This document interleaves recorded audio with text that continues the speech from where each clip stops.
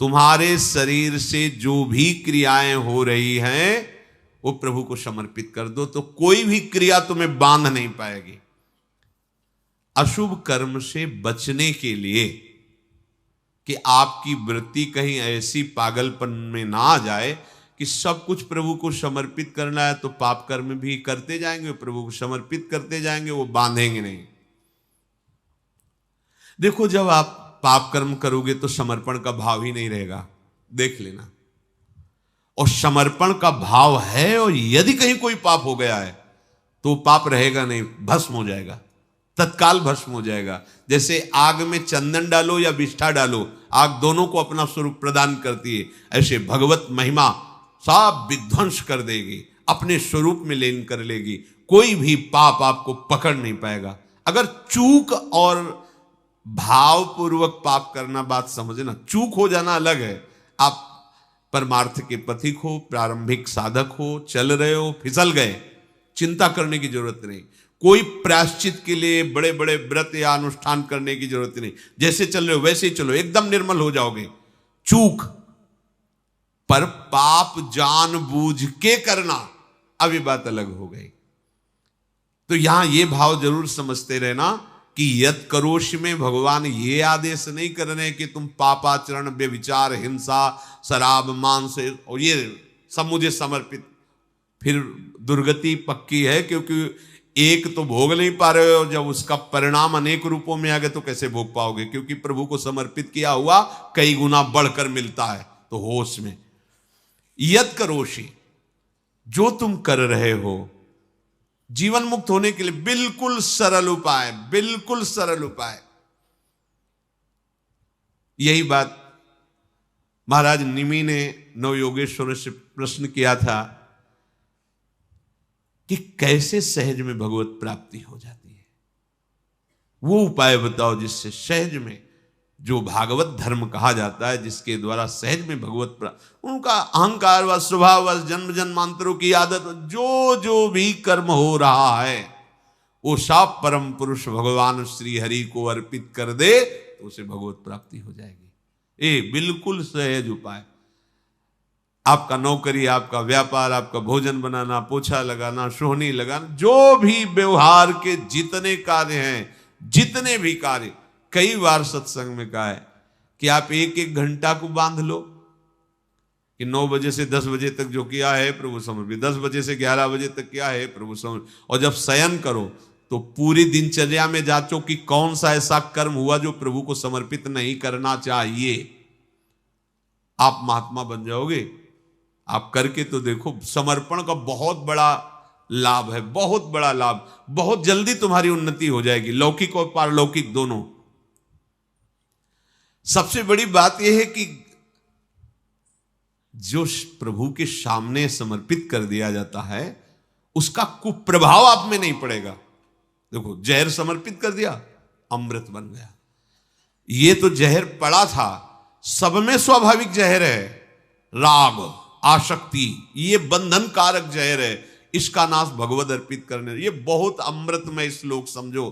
क्योंकि अपने लोग साधना की ऊंचाई वाली बातें तो समझ में आती नहीं, तो सहज बात है, जो जो तुमसे हो रहा है, बस बात इतनी है, चूक से हो गया पापाचरण तो उसके लिए कोई अलग से तुम्हें विधान नहीं करना। जानबूझकर पाप करोगे तो फिर मतलब गड़बड़, फिर आप परमार्थ के पथिक ही नहीं रह गए। चलना ये हो, जानबूझकर जाए इधर रहे तो आप परमार्थ के पथिक कैसे रहे?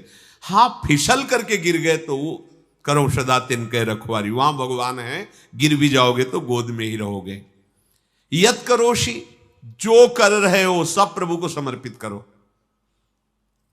ये देखो, एक ऐसा दिव्य साधन है जिससे ऐसी स्थिति को प्राप्त होते हो कि ये समर्पण करने की बात ही नहीं रह जाती, आगे चल के नहीं रह जाती। कुछ बचा ही नहीं तो क्या समर्पण करें?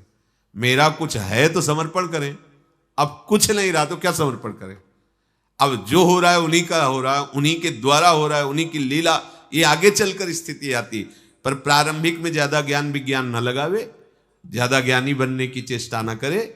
यदि हमारी स्थिति देह भाव में है तो जितने भी कार्य हैं वो सब प्रभु को समर्पित करो।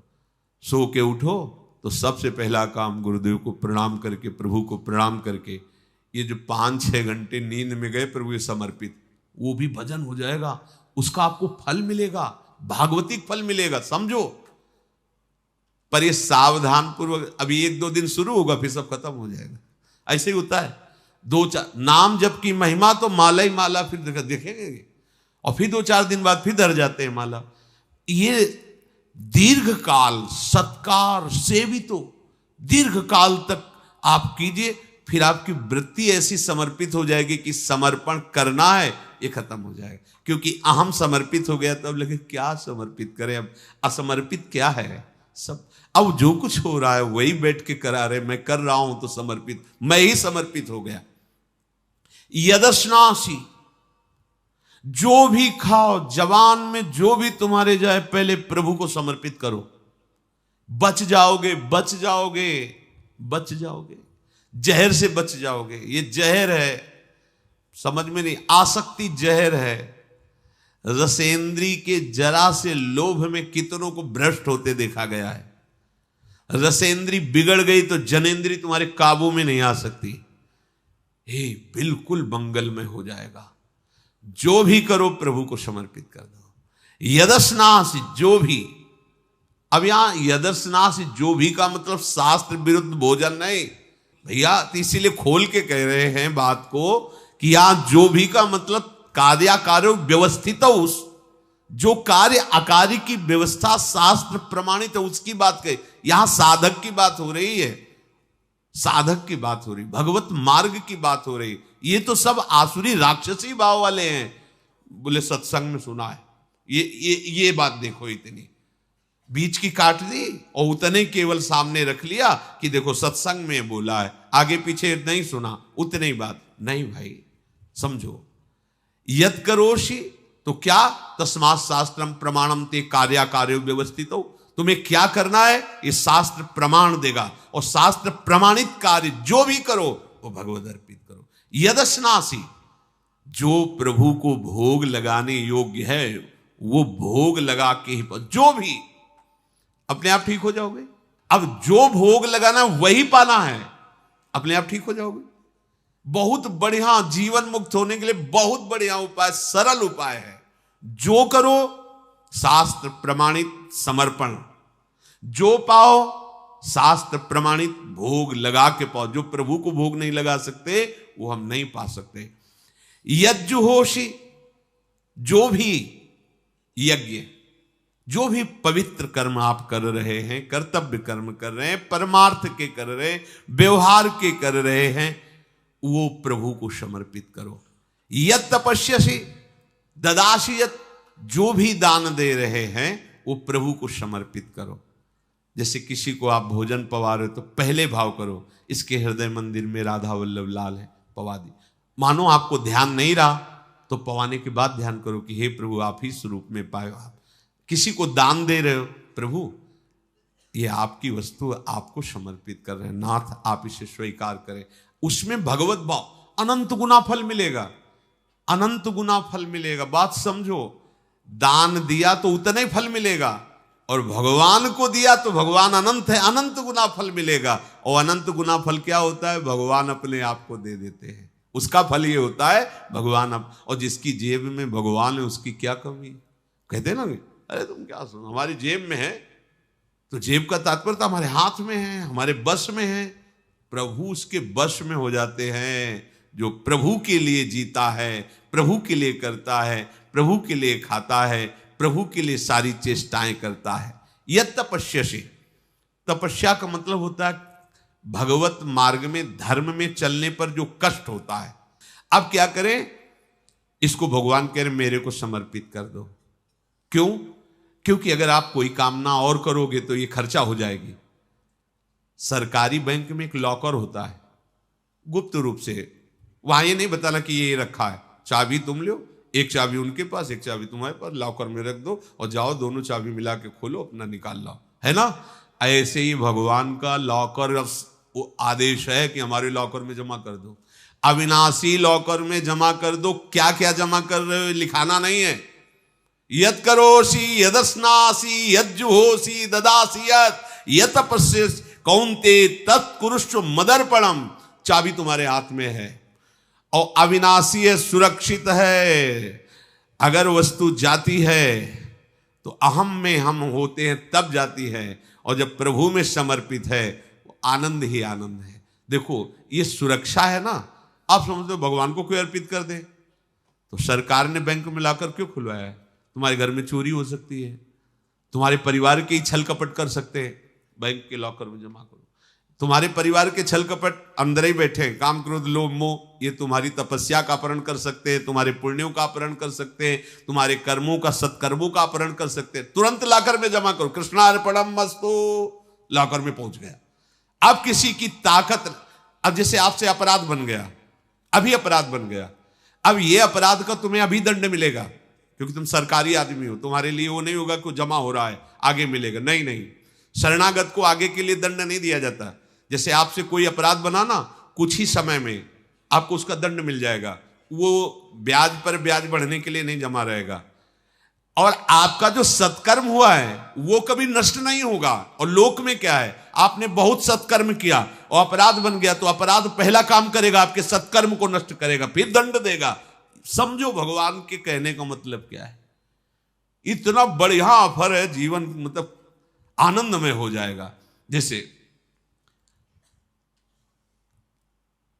भक्तन निंदा अति बुरी भूल करे, जिन कोय किए सुकृत बहुजन्म के, छिन में डारे खोए।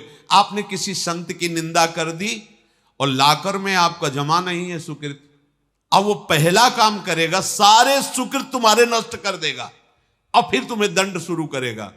और अगर आप भक्त हो और आपने भक्त निंदा कर दी और आपने सब समर्पित किए तो तुम्हारा जो समर्पित है वहां तो कोई प्रभाव नहीं पड़ेगा।